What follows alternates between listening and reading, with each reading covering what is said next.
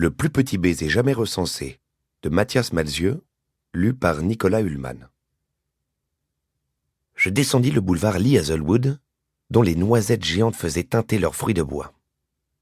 Les arbres passaient aux roues, le vent arrachait leurs premières feuilles mortes. Avec ma crinière d'écureuil, je traversais l'automne comme un trompe-l'œil, peinard. Sur mon épaule gauche, le perroquet détonnait avec ses airs de ciel d'été. Je pensais à la fille invisible. Lorsque les souvenirs de la guerre mondiale de l'amour remontaient à la surface, je me concentrais sur le challenge d'inventivité amoureuse qu'il me faudrait relever pour la retrouver. J'aimais l'idée qu'elle puisse être partout. Les questions tourbillonnaient sous mon crâne, s'entrechoquant les unes contre les autres. Qui était-elle ? Pourquoi ce baiser m'obsédait-il ? Pourquoi avait-elle disparu ? Étais-je le seul à déclencher ça chez elle ? Avais-je affaire à une véritable histoire de fantôme ? Je regagnais mon appart-hôtel du 10 rue Bretiganne dans le 3e arrondissement où j'avais déposé mes valises pleines de vide quelques mois auparavant. Les murs étaient si blancs qu'on les aurait crus recouverts de peinture à l'ectoplasme. Mais il y avait ces hublots de chalutiers magiques qui semblaient aimanter la lumière. J'avais rapidement planté quelques livres sur les étagères, histoire de me convaincre que c'était bien chez moi.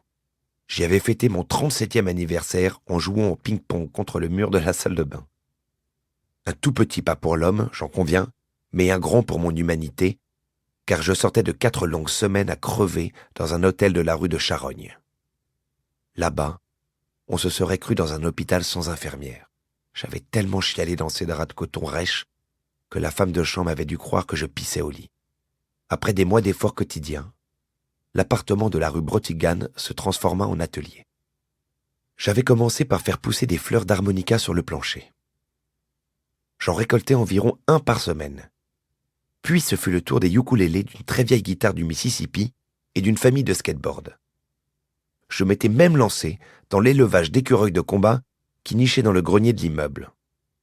Du chauffage pour l'esprit, des outils pour retrouver le courage d'inventer. Je n'avais pas le choix et je le savais.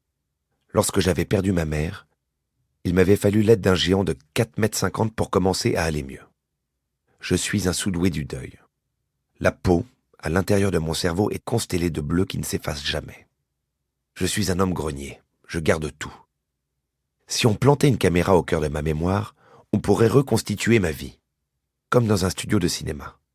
De la joie sauvage à la colère noire, en passant par la fréquence d'un battement de cils, tout est intact.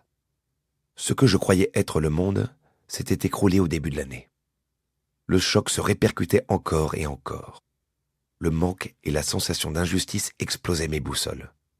J'avais l'impression de rétrécir, de devenir transparent. Depuis, je ne savais plus ni ce que je voulais, ni ce que je valais. Jusqu'à ce que je frôle la fille qui disparaît quand on l'embrasse.